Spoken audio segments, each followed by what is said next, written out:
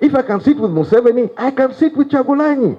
I sat with Kony. Why can I not sit? Why can we not sit as leaders? For me, the basis of iPod was how we can have a conversation, almost conversation, where is our country going? And I think for me, I've demonstrated honesty. If you want to get stuck on one item, it is your choice. But if somebody like that says he's a supporter of Kyagulanyi, and then he wants to undermine saying that, no, Kyagulanyi should not go, you think there are no voters in Lango? There are voters in Lango. There are voters everywhere in Uganda. You cannot afford to alienate anybody. Let's be honest. The ones who are pushing this fire, I know who they are. The ones who are scared. The ones who try to make sure that Akena cannot be on the ballot. So, any movement, anything, whatever, they start reacting, they try to polarize the society. His mother, I don't even want to talk about what happened to his mother. It happened, 87, we've gone through it. It has not stopped me from sitting on the table to discuss the future of Uganda. And I will not stop. There are those who want to look at Obote in one light about the 66 crisis. Then there are people like me who want to defend his legacy and look at it purely on what he delivered to Uganda. Both are true to some extent. But for me, in an election, I am riding on the legacy of what he was able to deliver. If I talk about health services in Uganda, there is no better record of health services than under Milton Obote in the late 60s. We like it, we don't like it, it was a success. Hospitals were built. Staff were well catered for. Education system expanded massively. Construction. You look at Kampala skyline. This building had started in the 60s. Next building, Cham Towers, which is Uganda Commercial Bank. Apollo Hotel. A lot of these buildings came up in the 60s. Uganda was thriving in the 60s. All these stories you hear about Obote manipulated, Obote was not on the ground to manipulate. Obote came to Uganda 6 months to the elections. Any politician who you have not seen on the ground for the last 2 years and is contesting an election, you know that is a joker.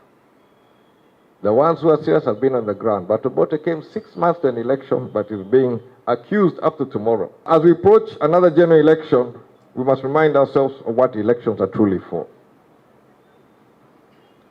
They are not for trading insults, not for stirring emotions. Elections are the people's opportunity for choosing a path which will rescue Uganda and decide on whose plan works, and not those who just come with slogans. During a general election such as this, the debate should center on the plans and programs which will uplift the citizens of Uganda out of the poverty which they face and fix the systems which are not working, like our health system, and give opportunity for all Ugandans to achieve their dreams through an education system which is not biased. This national conversation should not be about personalities and should not be about propaganda.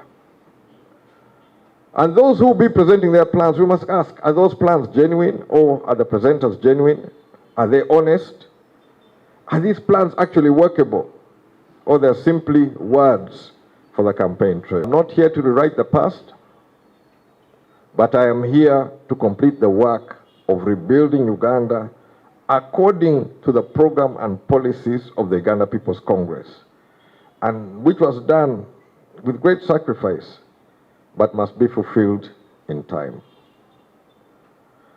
Unfortunately, the Uganda People's Congress as yet has been denied the opportunity to present in this essential conversation a work plan for the people of Uganda, which we believe will raise the standard of living across this nation.